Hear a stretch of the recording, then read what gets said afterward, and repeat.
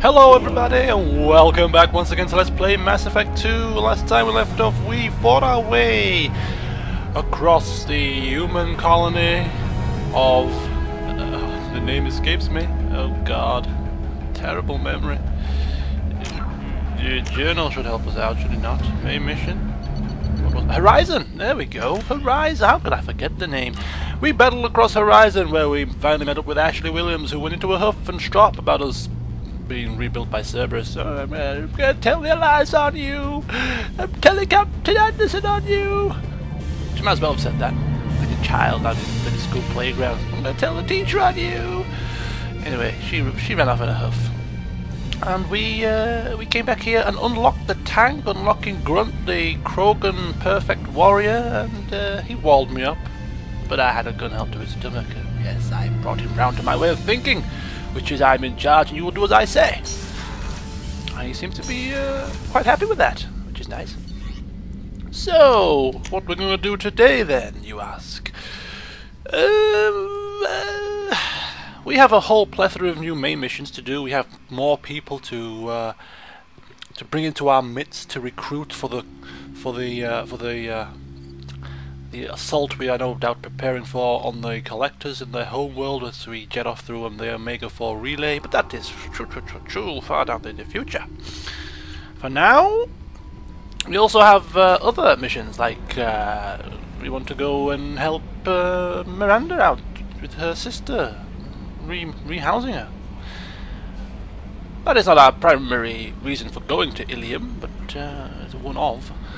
The other one being Liara. Commander, you've received a new message at your private terminal. I just read my blimmin' messages, Kelly. Are you sure? I read them last time.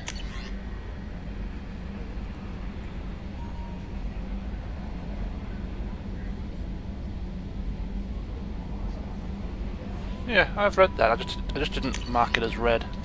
There we go. Now she can stop lecturing me.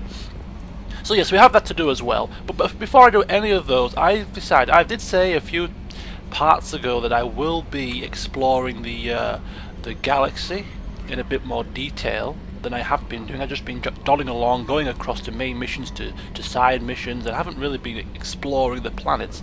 And there are some side missions in the game which you can only find by exploring. So I'm going to spend today's session, it won't be the most exciting of sessions, but it's part of the game. I'm going to be exploring the planets, exploring the systems, the clusters, and looking for some side missions. I'm not going to do any scanning, of course, because that's a little laborious. Don't want to subject you to that, but I will be reading out the descriptions of some of the more interesting planets, and hopefully picking up a couple of side missions along the way. So here we go. It's going to be a session of galaxy exploration. It's going to have to be done in some kind of a order, shall we say, some kind of order, because I don't want to lose track. I mean, it does tell us what we have explored already and haven't explored, but I'm going to start with the local cluster. And I don't believe there's anything of interest down here, but it's the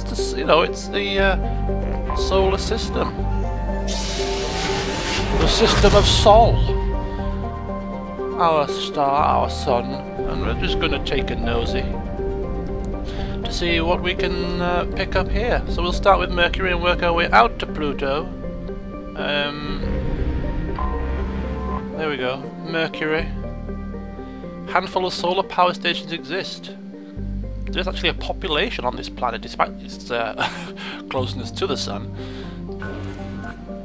And doesn't seem to be any anomalies. I think that if there's any anomalies on the planet, I do believe that ED will let us know when we zoom into it. Anomalies detected or something like that, like she likes to harp on about, you know, she's like slave driver. Venus. A humid hot house of a planet. Population 800. Nothing to scan on there. Oh, good old Earth! Look at it. There's Australia, whipping round. For detailed information, please refer to the Standard Issue Alliance Galactic Codex. Population 11.4 billion. Holy cow, that's quite a lot. In the news, was it last week? The 7 billionth child was born, or the 7 billionth person on Earth was born in somewhere in the Philippines, was it? 7 billion we're at now. It's getting quite scary. So we can't scan it. We can only observe it rotating on its axis. It's a very beautiful planet. Anyway, enough of that. Mars, where we found the Prothean ruins for the first time. Mass relay came into fruition. Population? No population that we know of. Mercury, Venus, Earth, Mars, Jupiter is next, but Saturn is right here, so we will go there. Saturn, we can scan Saturn. Saturn has tons of moons, that's all I remember from my primary school days of learning the planets. Can scan Saturn. Oh, I'm short of platinum, so while I'm here, I'll just take a quick sample.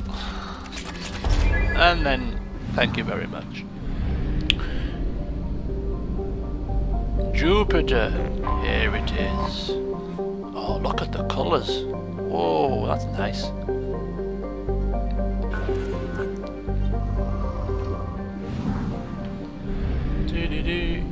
Uranus, whatever you want to pronounce it. Those are, oh, it used to be so funny. Childish school children. Uranus. You said anus. All that sort of jokes, you know. I remember them well. A pale blue planet with no blemishes, apparently. Neptunulus. Plenty of helium. Something something. Population 70. On one of its moons, probably. Triton. No. And this little rocky thing, which people, there's always a debate. Is it a planet? Is it just a rock? Is it a planet? I don't really care. But it's there. Pluto.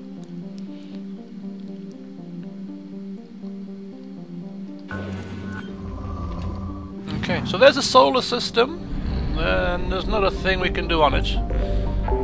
I might have missed something, but I'm not going to go to the far end of the proverbial to explore it. I think what I'm going to do is I'm going to start in what's this planet? What's this system over here? This is the Hades Nexus.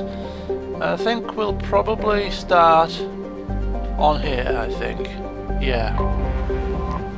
It's as good a place to start as any. We have explored some of the Hades Nexus, so you'll have to excuse me if we backtrack over old ground, but try some probes, full up on fuel, and these are all unexplored, so we'll start here then. This is as good a place to start as any, in the Hecate system, within the Hades Nexus cluster. Triodia, gas giant with an icy core, giving a bluish colour due to methane and hydrogen atmosphere. 14 moons, named after Asari virtues. Apparently Geth have been encountered in this system. Nothing of interest, other than materials. 33%, which means there's 3 planets here. The second one being Kerr. Okay, dry, desolate planet. Temperate but supports little life above the microscopic level. Its Earth-like temperatures and gravity make it an appealing place to build habitation hideaways, attracting Batarian slavers and criminals who can't afford more luxurious safe houses on other planets. Its forgiving nitrogen-helium atmosphere makes EVAs possible with a minimal amount of equipment. A breathing mask and warm clothing is usually sufficient. The planet's crust is largely free of precious metals instead, producing kilometres upon kilometres of dolomitic, limescale, calcite and gypsum.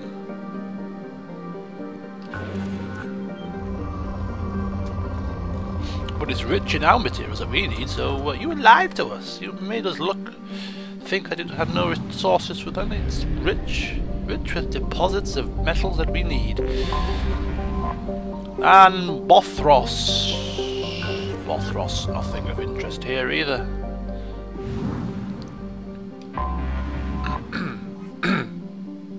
A rock and ice planet, home to scientific curiosity. Evidence of a primate-like spacefaring civilization was found frozen in its equatorial ice, ranging from melted fragments of metal to preserved remains of the creatures still wearing suits for extravehicular activity. Further exploration revealed that the habitation centers were vaporized by orbital bombardments from railgun-like weapons, hitting with a force of approximately 120 kilotons of TNT.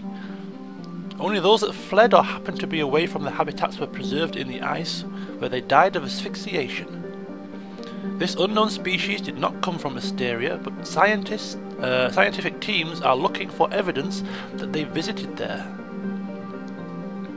It is difficult to believe that they would colonize a frozen rock like Bothros and ignore a lush garden world.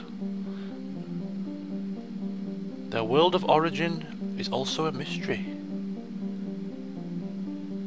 That's quite interesting, really. An extinct race of alien, whatever you want to call them, preserved in ice. Okay, so that is the Hecate system. We've been to Hoplos, which means we don't need to go back, so there's 2 more systems in this cluster, and we'll start with Pamyat. And off we go again.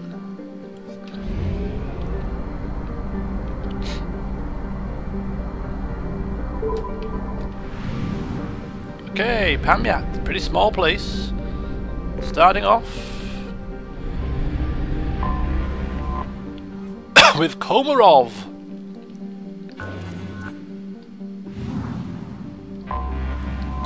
First charted by the Asari, but colonized by humans, the Pamyat system is home to Komarov, an Earth-sized body near the star. Little atmosphere, but has not stopped exploration by robo-miners, who have recovered iridium from the planet's crust.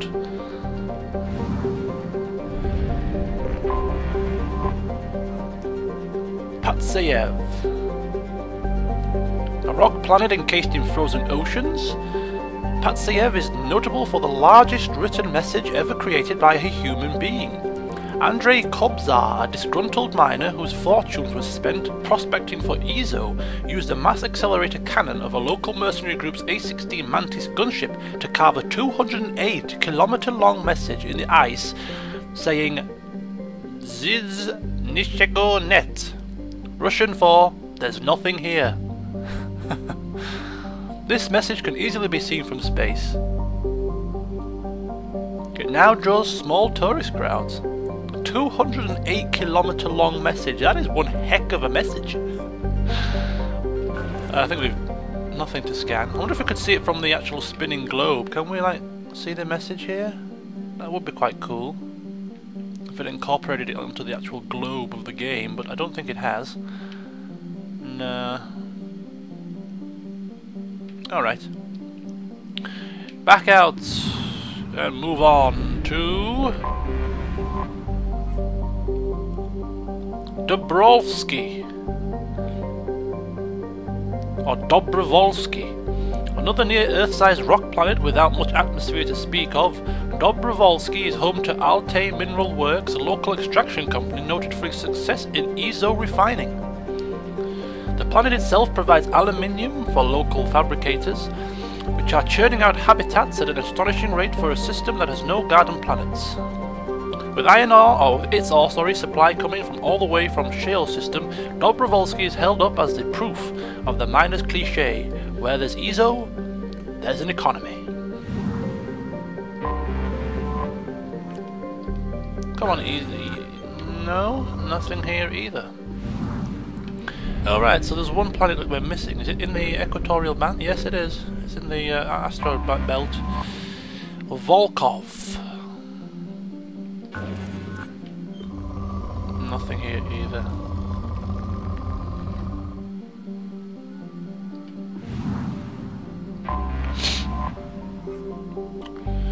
Dwarf planet Volkov has a thick atmosphere of nitrogen and krypton. Home to a thriving iridium mining community. Its reputation is summed up as rich but dangerous. Pirates often lurk behind Volkov's 2 moonlets and cripple freighters leaving the atmosphere. To make matters worse, Volkov sits in the Chazov Belt, a field of asteroids and other small bodies which leads to frequent meteor strikes on the planet.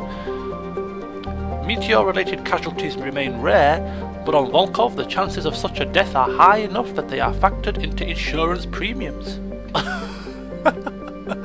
Oh my goodness. I just do find this absolutely, really interesting. Some people probably don't find reading about these different planets at all interesting, but I just do. It's stuff like that about meteorite strikes being factored into insurance claims. I find it just quite informative. We don't want to stray too far. We're running low on fuel, but Sheol is our next destination.